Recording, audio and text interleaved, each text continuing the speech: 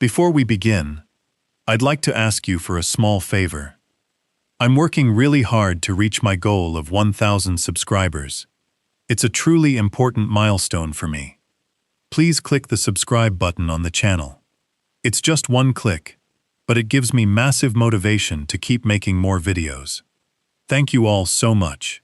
She was 18 and had just been kicked out of her home with no explanation, no goodbyes, just a suitcase packed by the door and a door that would never open for her again. And with the last dollar she had, she bought a crumbling old stone cottage on the west coast of Ireland, in a place so remote, the nearest village was over 5 miles away on foot. The roof was caving in. The chimney was half collapsed. The council said the house had been abandoned since the 1950s and wasn't worth restoring. But what no one knew was that beneath the enormous hearthstone, in a space sealed since World War II, lay something that would change her life forever. Before we continue, if stories like this touch you, please subscribe to the channel and tell us in the comments where you're watching from. We love to see how far these stories travel. Mira was born in Boston, the daughter of Nigerian parents who had come to America in the 90s, seeking a better life, and for a time, finding it. Her father was a software engineer. Her mother, a specialized nurse. They lived in a nice neighborhood of Brookline. She was sent to a good public school and raised to be polite, hard-working, and quietly ambitious. Mira was an only child. She read constantly.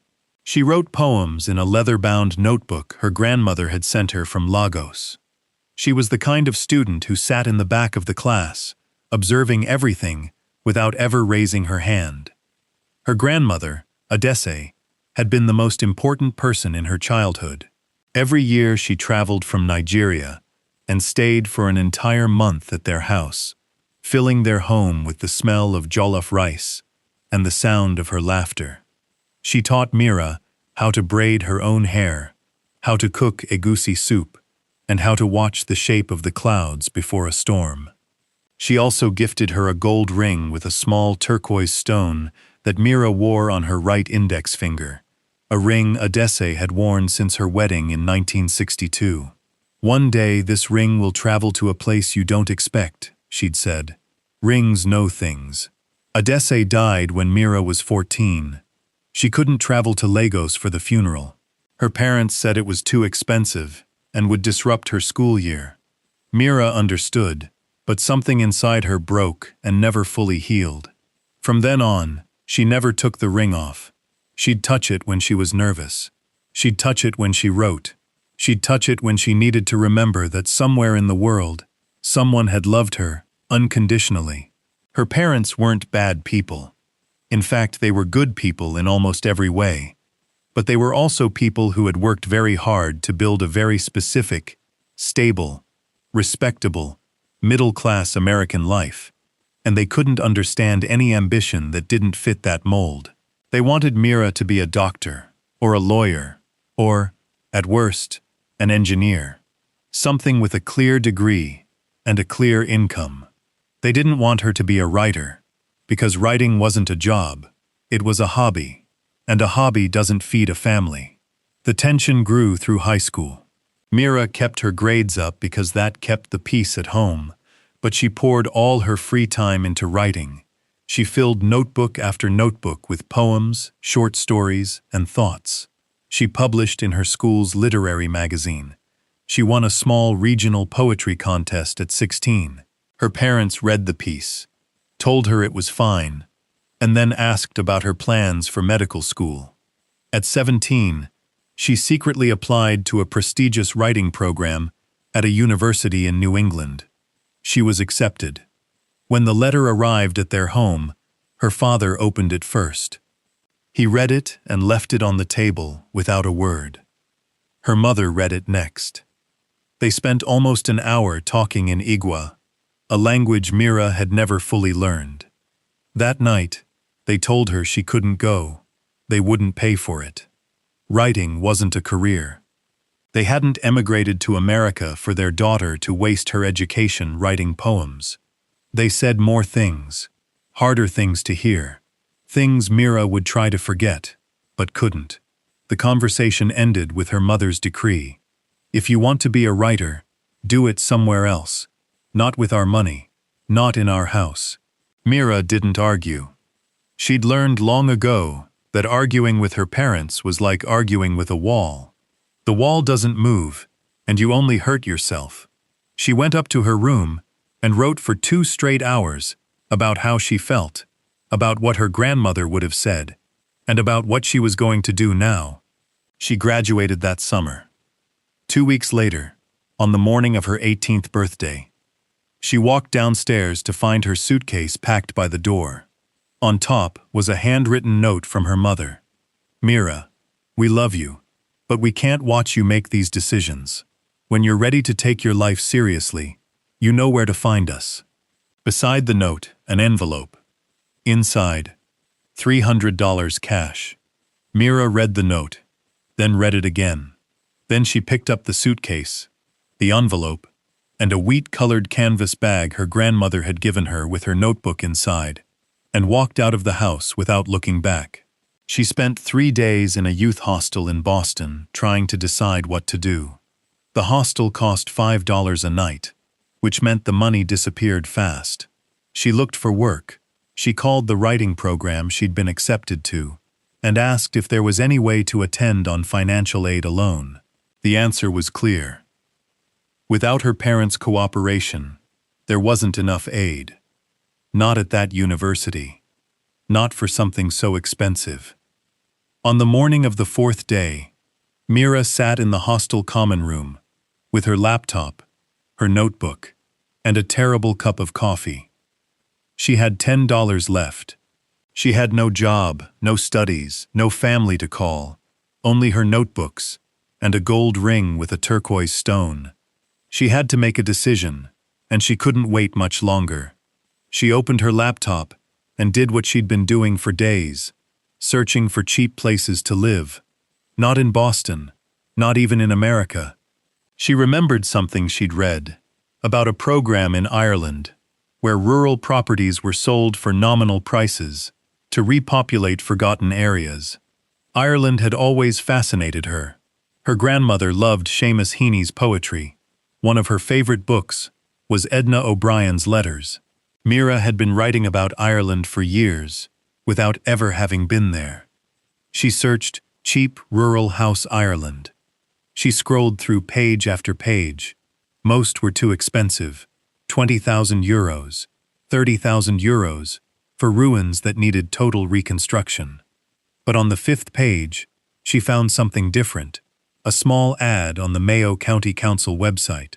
A ruined stone cottage on half an acre of land, near a place called Achill Island, on the northwest coast of Ireland. Abandoned since 1953. Current owner, the parish council. Price, $1.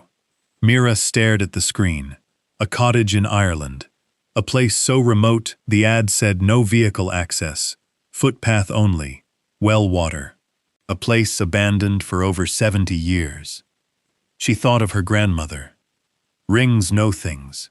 She touched the turquoise stone on her finger. She had just enough money for a one-way ticket to Dublin. If she traveled standby, she'd have enough left for a week in hostels. She had her notebook, her laptop, the ring. She had to try. 2 days later, she was on a plane heading to Dublin. She landed at 6:30 a.m., tired, nervous, with barely 4 hours of sleep. She took a bus to the train station, then a train to Westport on the west coast. Westport was beautiful, colorful facades, stone bridges, seagulls circling over the bay. From there, she took another bus towards Silchomain, a place that was barely a village, a few houses, a small church, a pub called McGinty's, and a tiny post office. Around it, the typical Irish landscape, green hills, stone walls, grazing sheep, and the Atlantic stretching to the horizon. The air smelled of salt, of heather, and of something sweet she couldn't quite place.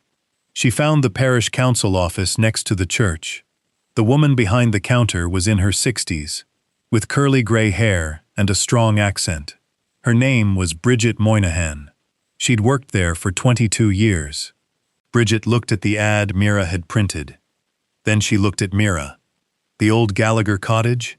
I'm not sure of the name, Mira replied. There's only one like that around here, Bridget said. It's been empty since 1953. She paused. You've come all the way from America for a ruin? Yes. Bridget studied her for a few seconds. In 22 years, no one has come this far for a €1 house. Then she added, Are you sure? It's a hard place. The roof is nearly gone. There's no electricity. The well would need looking at. You'd be completely alone. Mira replied without hesitation, I have nowhere else to go. Bridget looked at her and smiled slightly. She took out a form and a €1 coin from her own purse.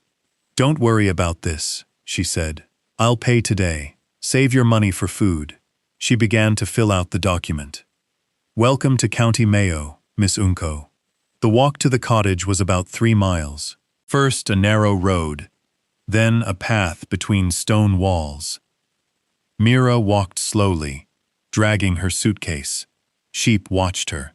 A flock of magpies chattered from a hedgerow. The wind came off the Atlantic, soft, steady. The cottage appeared over a small rise, and when she saw it, she stopped. It was smaller than she'd imagined. A rectangular building of gray stone, about 25 feet long.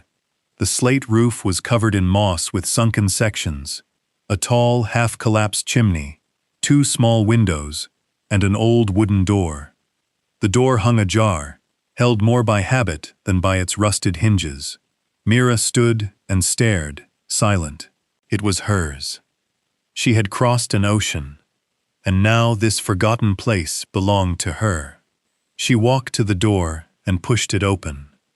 Inside, everything was about to change. Around the cottage were the remnants of what had once been a small garden. Wild roses grew tangled and thorny along the south wall. Purple and white foxgloves stood tall amidst the grass.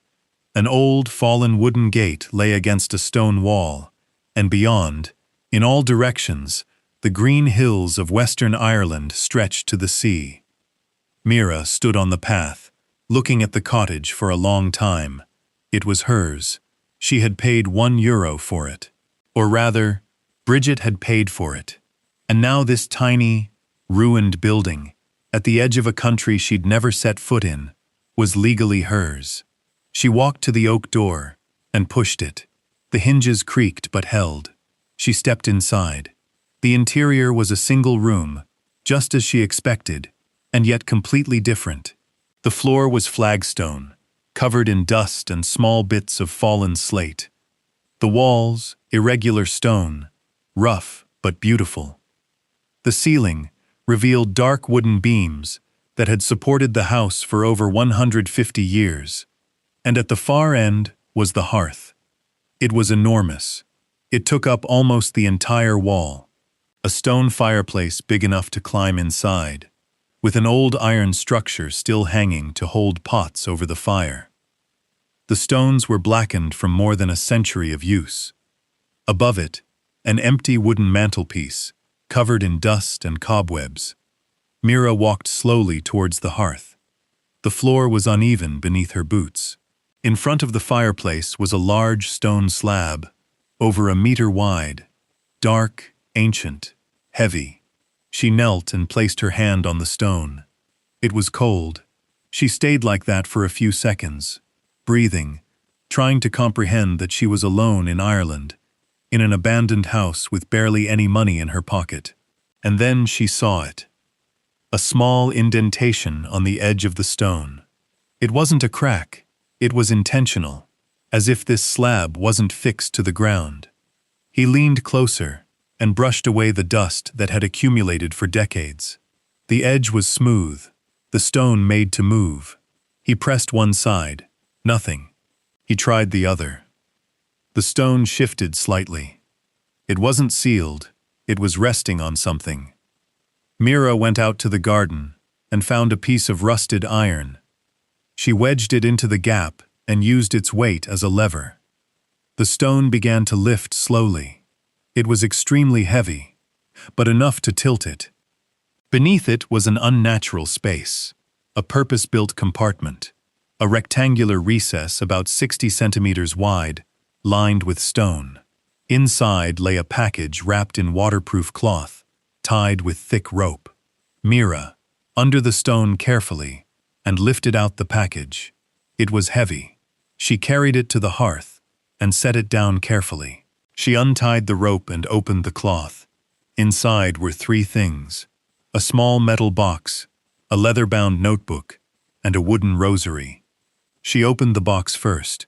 Inside were antique jewels, delicate, earrings with garnets, a fine chain with a cross, a ring with a blue stone, and a locket.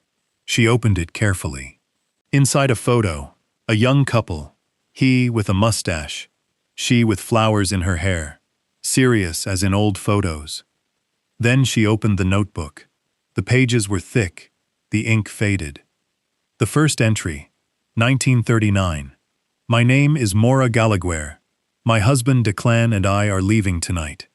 We are going to England because of the war. Declan has enlisted. He says he can't stand still while the world burns.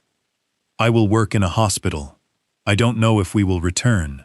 I am hiding this notebook, our savings, and these family jewels under the hearth. If we return, we will retrieve it. Otherwise, let it remain here until someone needs it. The hearth holds what the heart cannot carry. Mira felt a shiver. She continued reading. Entries during the war. 1942. Declan is in Africa. I pray every night. 1944. He is in France. I have no news. 1945. Declan is dead. I will move on. And then the last entry. Today I leave the house for the last time. I am going to America. I have no strength left for this life. I leave everything here for whoever comes after. You will be a stranger to me, but not to this place. The house will know if you are worthy of staying. Mira closed the notebook slowly, took the rosary in her hand, and then found something else, a small bag hidden at the bottom. Inside were old coins, Irish and British banknotes. She counted them. They were worth thousands of euros, perhaps more. Mira sat in silence in an abandoned house, in a faraway country, a woman she would never know. She had left her all of this, as if she had been waiting for her. Mira did not sleep in the cottage that first night. The roof was still too unstable, and rain seemed imminent. She returned to the village and rented a room at the Pugmagans. It cost 25 euros a night. She ate alone, a hot meal, and wrote for hours in her notebook. The next morning, she went to see a lawyer in Bestport. Brito. She showed her the jewelry, the notebook, and the money. The lawyer Nian examined everything carefully. She explained something important. According to Irish law, everything found within a property belongs to the legal owner. And now the owner was Mira. She had no obligation to search for heirs, but still wanted to try. For a week they investigated. The answer was clear. Mira Gallagher died in New York in 1978. No children, no known family. Everything belonged to Mira, legally and morally. She sold 2 pieces of jewelry in Galway for over 11,000 euros. She sold the old money for almost 5,000 euros. She kept the rest, especially the blue stone ring. She hung it next to her grandmother's turquoise ring. 2 rings, 2 women. 2 stories that never crossed, and yet they reached her. The money was enough to start restoring the house. She hired a local stonemason, Father. When he saw the cottage, he said something simple. The structure is good. It has soul. They repaired the roof, rebuilt the chimney, fixed the damaged parts. Mira helped with everything. She learned to mix mortar, to clean stone, to restore with patience. The interior she did herself. She scrubbed the floors on her knees, cleaned the walls until the stone shone again. She put in new windows, built shelves.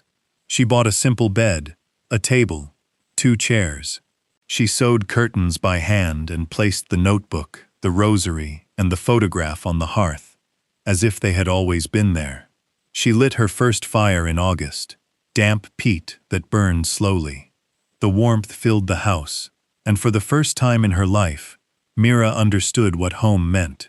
She wrote again in earnest. The mornings in silence with a cup of tea and the sound of the fire. She wrote about her grandmother, about her parents, about Mora Gallagher, a woman she never knew, but who somehow became family. 6 months later, she published her first poems in an Irish magazine. A year later, more publications and a small Dublin publishing house took an interest in her story. The neighbors began to accept her.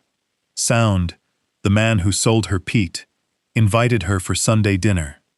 Riche would appear with food and news, and an elderly woman, Royan, would come for tea and tell stories. She remembered Mora. She was quiet like you. She loved her husband very much. When he died, she was never the same again. One September afternoon, Mira was sitting outside the house, watching the sunset over the Atlantic. The sky went from gold to pink to violet. The wind smelled of salt and gorse. Behind her, the cottage was warm, with a soft light coming from the window. Her grandmother's ring on her hand, the other around her neck, her notebook open. She thought of her grandmother. The rings know things, and she was right. The ring had led her to a place she never imagined, to a house that had been waiting for 70 years. She thought of Mora, of how she left everything for someone she wouldn't know, for whoever comes after. And then she understood. These women were not strangers. They were family, not by blood, but by recognition. Because sometimes, someone in another time knows exactly what you will need and leaves it waiting for you. The hearth holds what the heart cannot carry. Some things are too heavy to carry your whole life. You have to leave them somewhere, and that place waits until the right person arrives. Mira. Okono was 18 years old. She was kicked out of home. She had and she spent it on a ruined cottage in Ireland. It was the best dollar she ever spent in her life. If this story touched you, subscribe to the channel and share it with someone who needs to hear it. And tell me in the comments, has anyone you didn't know ever left something important for you? See you in the next one.